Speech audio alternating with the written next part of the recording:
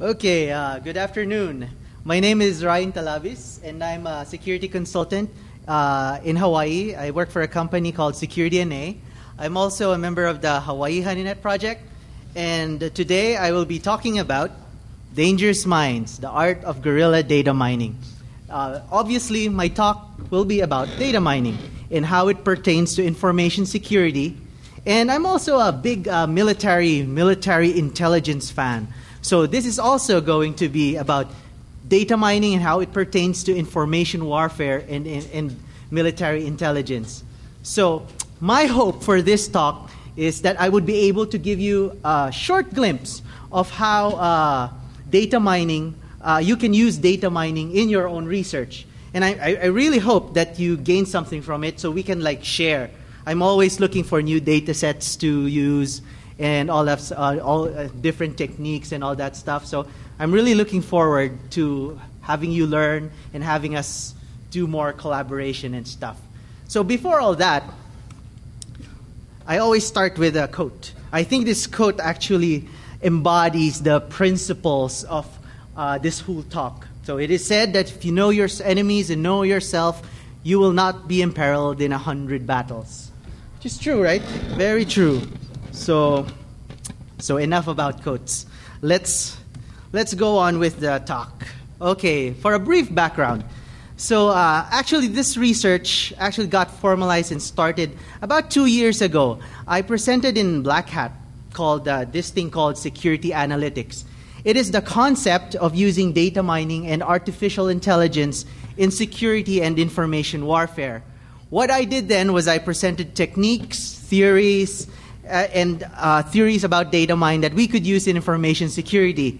Back then, I think what I did was I presented a lot of algorithms, math, and stuff like that. And I think I ended up with a pretty boring talk. So I've learned my lesson. And for this talk, there will be no talk about math or any complex algorithms and stuff like that.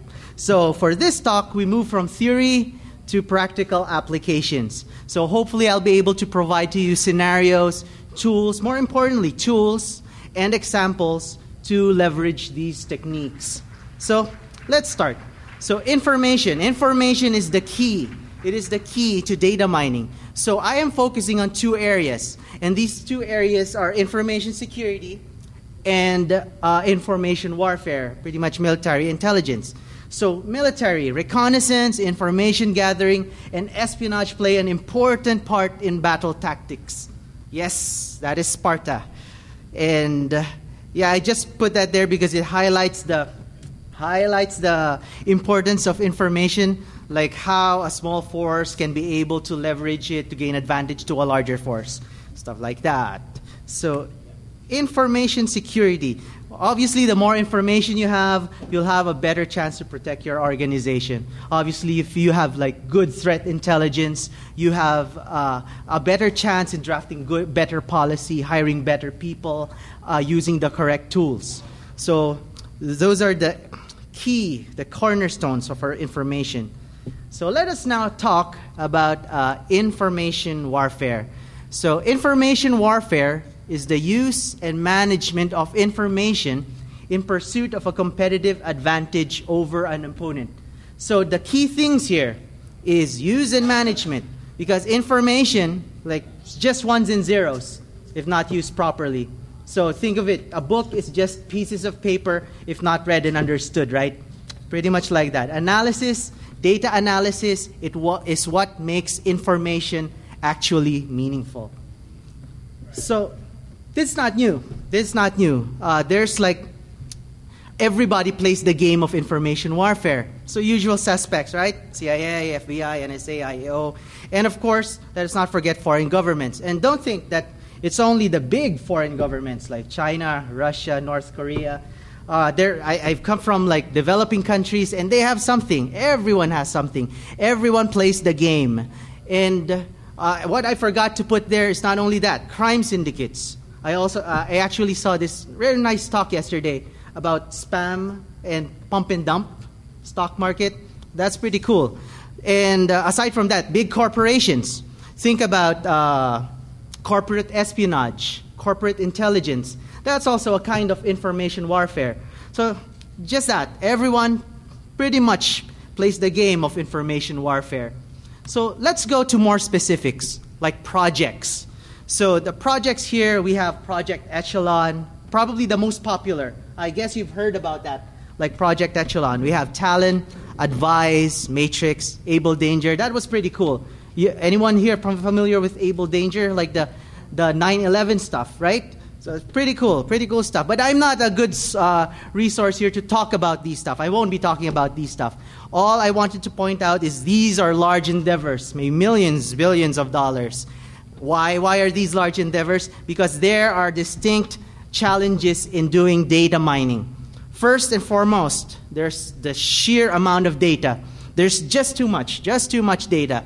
Resources, way too little. It could be lack of effort, lack of tools, lack of money, a combination of everything. So in that diagram, as you see, that's where the challenge is. You have so much data, but what you need is to funnel it and process it so you'll get something meaningful. So that's the goal. So that's what we are looking at. So this is where my research comes in. So I call it like the Veritas project. Veritas is actually Latin for truth. So this project is modeled after a threat and intelligence gathering premise. So it's just a fancy way of saying that I based it off some Cold War spy network movie. But it'll make sense a little later. It will make sense. My goal here is I primarily based it off community sharing approach and using tools, technologies, and techniques that are freely available. My goal here is so that you guys can also use it. So you guys can do it because information is a realm for everyone. So hopefully you'll be able to use these technologies, tools, and techniques that I'll be talking about in a little bit later in my talk. Okay, now I've told you like spy network, right? So here's the analogy. So think of it this way. You have Agent 1, you have Agent 2. Agent 1 gathers some part of an information from country 1. Agent 2 picks up an information in country 2. Both pieces of information are seemingly unrelated. So you have two pieces of not really usable information.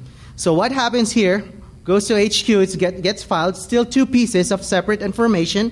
But here's where the thing is. Here's where the important thing is, the analysis. This is where the important thing for this whole framework. This is what makes the framework work. And for example, the analyst finds Agent 1's information. Analyst finds information from Agent 2.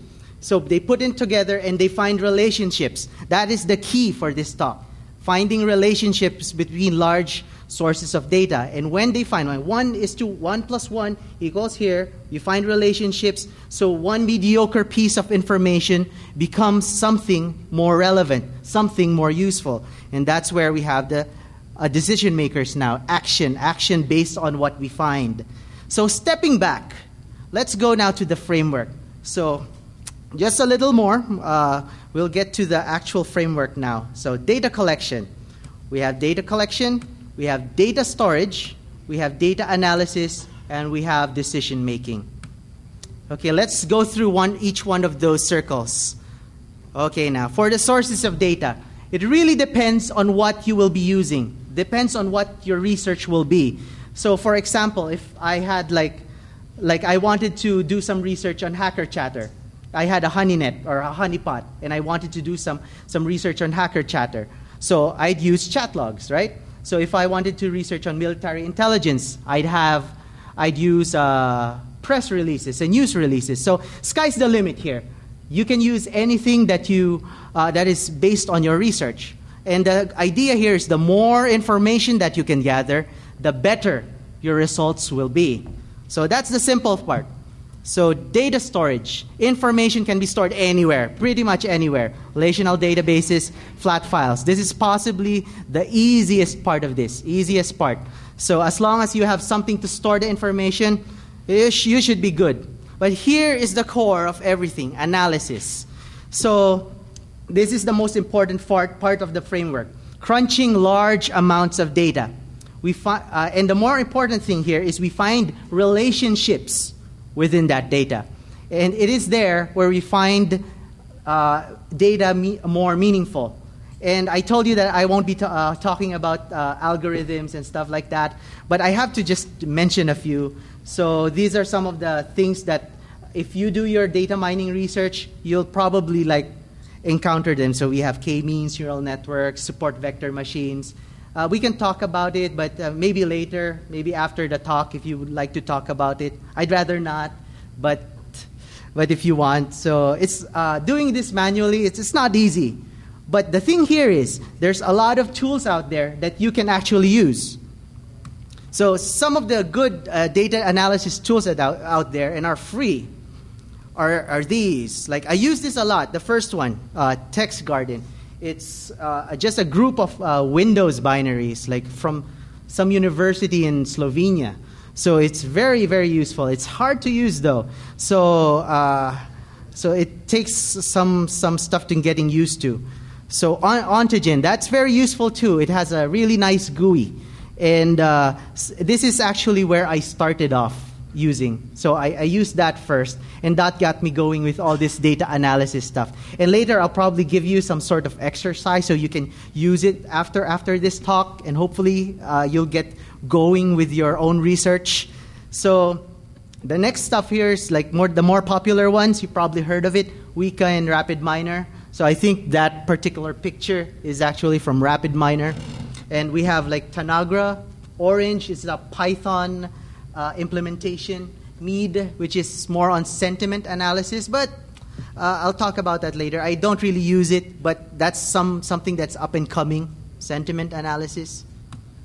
So obviously with all this data analysis, it's always up to us to do the interpretation. I have some samples a little bit later. Why? Oh, so finally, that ends the concept part of the talk. So as I've said, I'd like to focus on more on applications. So the rest of the talk will be more on applications and what I did using these particular concept. Oh, that was fast. So let's talk about the scenarios now. So I have a number of scenarios that I would like to show you using data mining. So I'll just get this. Yep. I have a couple of scenarios to show you about data mining. So the first and foremost is trends research. That's really my flagship thing. I do a lot of trends research, like finding relationships of different topics over time. So I have two versions of that. One using for information security, and another one for information warfare, military intelligence stuff. And the next one is malware taxonomy. It's not really that, what do you call this, exciting, but I started off with that. So that's how I got started with all this data mining stuff. And I think it's the perfect place for you guys to start also if you wanted to do this. So I'll show you that. Sentiment analysis, just because it's the up-and-coming thing today. Then probably if we have time, I have some, it's not security, not even information warfare, but it's opinion polls. That's pretty interesting too. So later, if we have time. So let's talk about trends research. So the thing here, what we're going to do is find increases in chatter. Find increases in chatter, and more importantly, find secondary topics that also increased because of the primary topic. You'll see this more clearly later in the graphs. So, as I've said, we have the framework, right? Data collection, data storage, data analysis, and basically interpretation. Let's start with data collection first. So with this particular project, what I did was just collect information security items. So these could be like news articles, press releases, blogs, forums, whatever. It's really dependent on what you're going to research. And the more information that you gather, the better. For example, here I just use crawlers. Sometimes I manually take them. So it's all depends on how and what your research will be. So data storage, just a simple relational database. I just put it all there. And the thing here, the core, what I used with the data analysis tool is called, I told you a while back, Text Garden. And since this was my very first implementation, it wasn't too fancy. I did the analysis per month. So later version 2 will be daily. So this I did per month. So obviously I have to put it there, the decision making and interpretation. Let me show you something here. Okay, yep. Okay. Okay, this is actually... Oh. Yep. This is actually an engine running off what I was telling you guys. Unfortunately, it doesn't really fit too well in the screen, right? Oh, yep, there. So, for example, let's do like a quick search. Like, yep.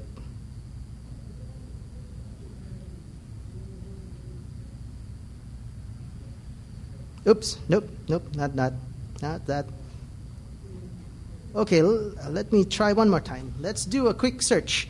So this, as you can see, these are increases in chatter.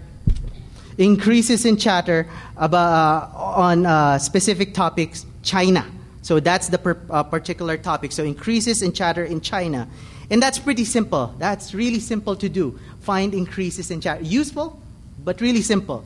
The key here, what's the important thing here, is find relationships. Find topics that are related to that increase in chatter. So this is where this thing comes in. So this computer-assisted thing is actually what it does is it uses the algorithms that's built in there to find relationships, find the secondary topics that were related to those increases. So let's click that one. Okay, pretty, huh? Pretty, but quite confusing. So, yep. So that's it. Let me go back to the slides because it's more clear there. I just wanted to show you that so you'll know that I actually have something working and I'm not inventing all of this up. So here we go. This was what you saw a while ago. So increases in China chatter. So increases in security chatter.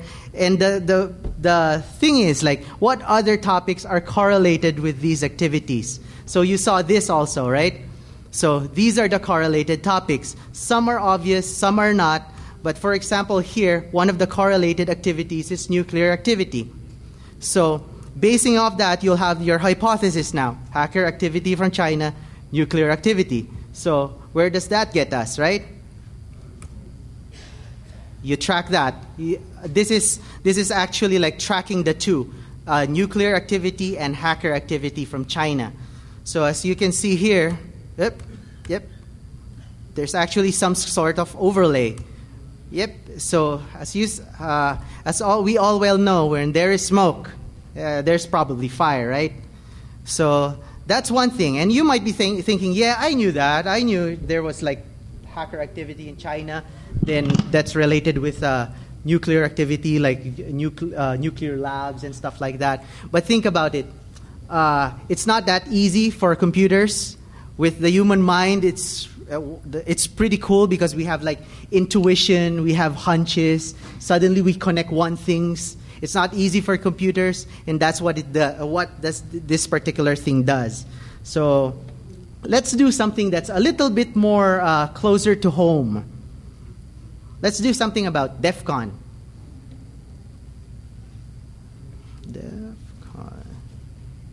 Yep. Okay, let's try to track chatter about DEF CON. So you can see here, so this is a pretty limited data set, more on 2008 and early 2009. So you'll see here is these are increases in chatter around the time for the call for papers. DEF CON call for papers. This is actually increases in chatter based on the actual conference itself. So that's the conference itself. Then here, about 2009, another increase in chatter, call for papers. So that's so obviously we know if we use we put in like submissions, like paper submissions. Yep. You'll see that there's a overlay. There's a correlation between paper submissions, and DEF CON, obviously. So call for papers, increase in submissions, then conference itself. This is kind of weird because this actually appeared before the call for papers I've yet to explain that. So this is like call for papers, increase in submission. So we all know that, right? So it's as expected. But there are some things, like when you are doing data mining, that's kind of weird. Like, why did this happen? Why is this thing correlated? Like, for example, let's do this. DEF CON and crime. Whoop. Okay, yeah. Let's go back there. So this was the submission. This was crime. DEF CON, crime, DEF CON, crime, DEF CON, crime. Yeah, that's strange, right? So, conclusion. You know this, right? 1984, Big Brother. So let's do some Big Brother logic. DEF CON is correlated to crime. Crime is bad. Therefore, DEF CON is bad. Epic fail.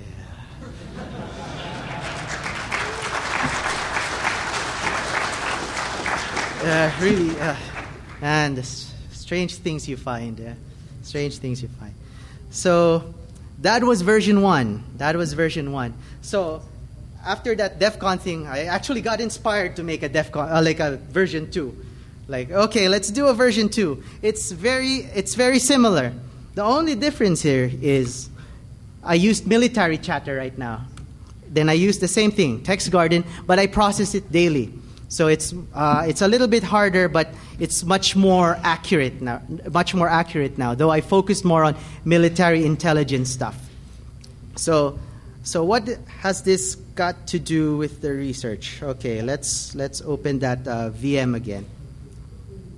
Okay, military intelligence. Yep. Okay. So I'm from Hawaii, and the past few months I've been. There are two things that I've been thinking about: North Korea and missiles. Yep. So I began trying to track military chatter or military press releases about North Korea. So here's the spikes in chatter. Obviously, you'll notice this one, right? The next.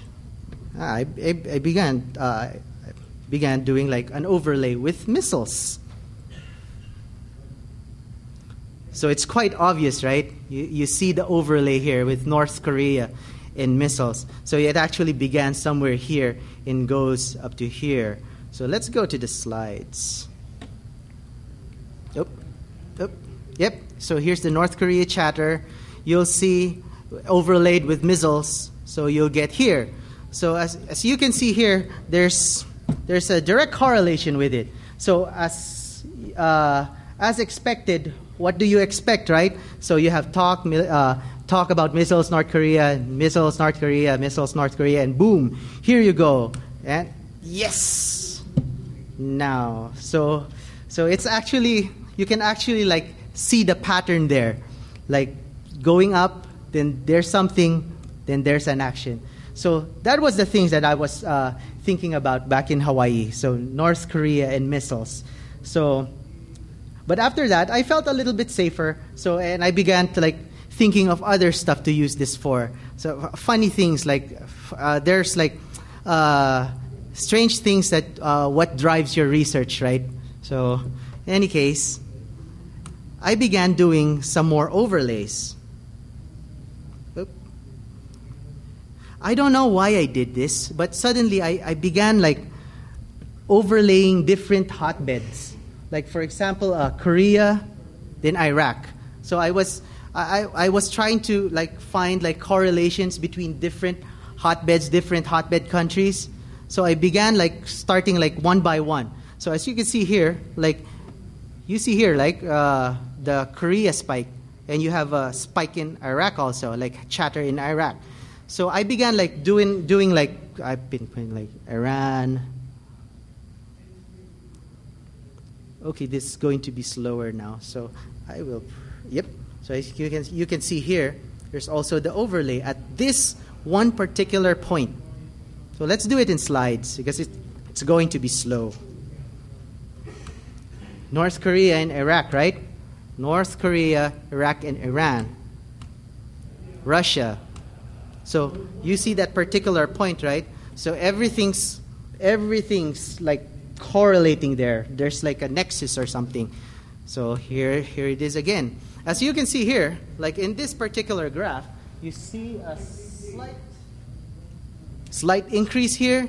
Then you find the nexus, and boom, goes up. This is around, when's the North Korea one? The missile, May? I think it was May. Yep, I think so, yeah. I believe it is May. 2009. Or was it July? July? I forgot, it's so little. So anyway, these things are what you call tipping point events. So activities which results in a worldwide shifts of instability. So have you, any of you guys read Tipping Point? The book Tipping Point. It's pretty cool. So the idea there was, in Tipping Point, there's one event, one single event, which changes things. And from this particular point, there's a tipping point event, and it goes up. So it happens everywhere, like even epidemics, trends, fashion trends, and stuff like that. So obviously, I have a theory here also. I also have a theory here. Basically, it's about human nature. So human nature and fear. So obviously, when everyone is afraid, and right now it's so easy to do that because there's like the media and all of that stuff. So there's an increase in worldwide tension, and with this increase in worldwide tension, actions are easily triggered. So it's basically human psychology, right? Human nature. Fear, tension, then suddenly action is easily triggered, right? For example, if you are angry at someone, then you take out your anger with other people. So even if it's like totally unrelated, it gets somehow this triggers other stuff. So a wise man actually mentioned this like way before I was born. Yeah. Fear leads to anger. Anger leads to hate. Hate leads to suffering. So that is my first theory. So the second theory, I like the military intelligence stuff, but some of my friends in Hawaii are big conspiracy theory fans. So the second theory is Skynet. There is something out there. So anyway, that was my version 1 and version 2 of the trends analysis. So here in the malware taxonomy, it's not as fancy as that. This is not even like doesn't even do it historically. But I started off with this. I started off my data mining activities by using this stuff. So it's basically grouping similar malwares together, finding relationships between the two. For data collection, these are notes for malware analysis. So these are not signatures. These are actually like text, natural language, like a description, like this particular malware is blah, blah, blah, blah, blah, something like that. So data storage, just flat files. And what I used here is probably the simplest one that you can use, that you can probably use for your own research right on the get-go. So I used Ontogen. So next, let's start now. Let's do that. Yep. So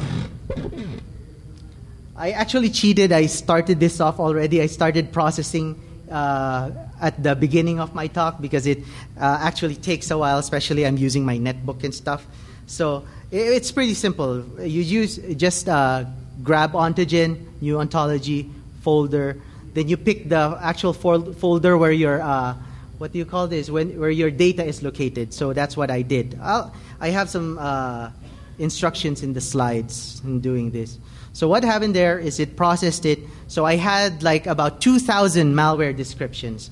And the thing here is what I want to do is have it give me what are the groups similar, for that 2,000 documents, give me similar groups of malware. So let's do, this is not an automatic what you call unsupervised learning. So this is semi-unsupervised. So because it suggests. So as you can see here, it gave me suggestions of what those particular groups are.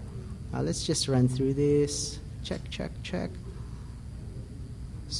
So from those 2,000 individual text files, it gave me 10 groups. So these are the common groups. So you'll see, like we have macro viruses, boot sector viruses, and you can actually like start breaking this down. Like for example, this particular part, the macro viruses, you can actually, suggest. You can actually still break it down. Add. You'll see Excel and Word. So it's pretty simple to use. Very, very easy. So just install it and you have something. So let me go back to the slides.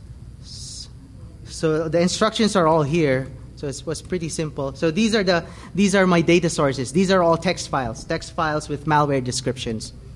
You have here, bam. Yep. What I wasn't able to show you was this particular thing. This actually shows you what the particular documents are included in your group.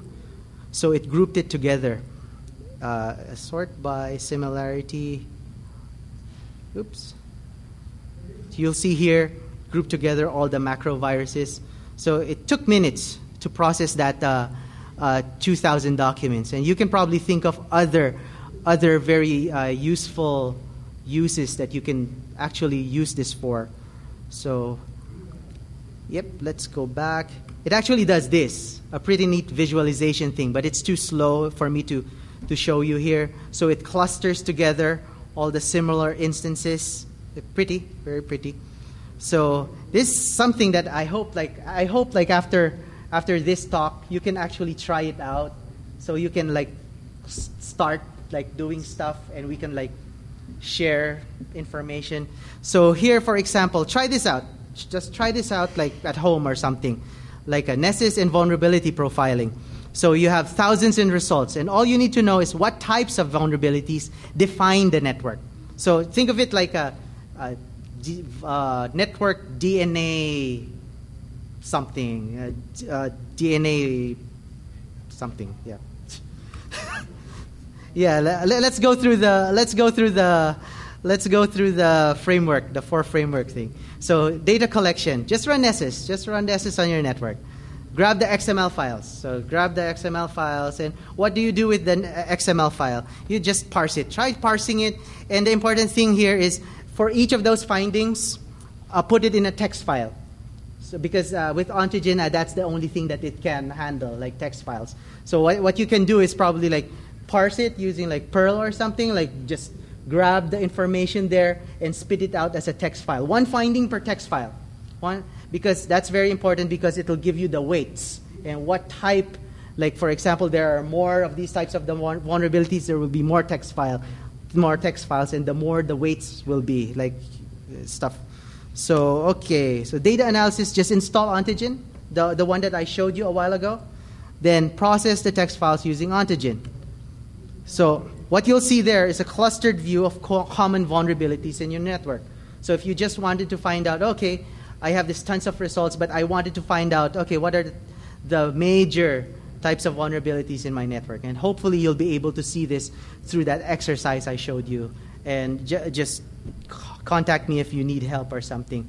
So hopefully you can try that. You can try that out. This is probably the simplest part, like simplest data mining exercise that I can think of. And it started me off doing this. And hopefully it can start you off also. Okay, sentiment analysis. This is not really new, because 2 years ago I was already talking about this. The idea of sentiment analysis is putting weights into words, negative and positive, because certain words would have. There are certain words that are negative, certain words that are positive. Like for example, if you say suicide, that's negative, right? So that's how the really basic explanation of what sentiment analysis here is. Like, for example, let's think of a hypothetical situation.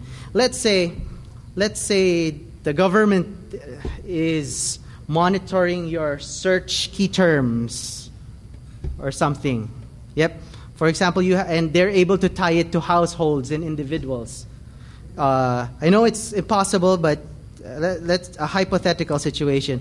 For example, there are two households. One is talking about poison in food, divorce law, insurance before divorce, buy shovel, Google Maps. So if high risk, the Pikachu one, right? So think of it like that, right? If they were able to monitor everything, and you'll say it's impossible. It's impossible to do that manually, like everyone looking at like search terms and stuff. But hey, if you can do sentiment analysis, it will just flag you like, oh, this is negative. This is negative, and we should that will be a person of interest, right? So that's what sentiment analysis is. It sounds like science fiction, right? But not really. Like just 2 months ago, a patent was filed for sentiment classification. You're probably wondering who filed it. Google.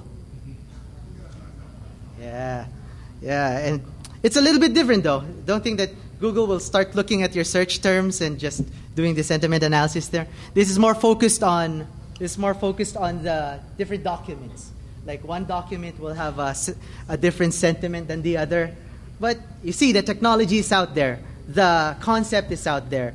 And there's actually tools out there. Like the one I told you, like Need. It's actually like a free tool that you can use. I haven't used it really, but you can try it out. So, yes, I think so. Yeah, I do believe so. So what the public is thinking about. This is a little bit different. This is not about what do you call it? This is not about security, information security. This is not about information warfare, but opinion polls. Like everyone nowadays thinks decisions are very highly dependent on opinion polls, which is kind of true, That kind of true. So what I did here was, you remember the Obama town hall meeting? That was like some months ago. I forgot when, but there was like lots and lots of questions. So what I was trying to do was try to go through all the questions and see to get a pulse of what people are concerned about. This is one of the samples here, which is healthcare. There's actually more. There was like auto industry, economics, and different stuff. But I'll show you healthcare. I actually have a site. Like there was like this American Minds, and one of the very important things that I found, like in healthcare, was this cannabis, marijuana. So people like marijuana. What people like is good. Marijuana is good. So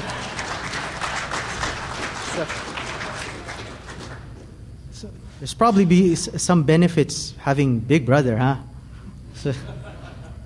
So anyway, this would not have been possible without other people who are involved in this. It's not my own. A lot of the stuff that I've been using, other people built it, and that's why I'm sharing this to you. Hopefully, you can use it also.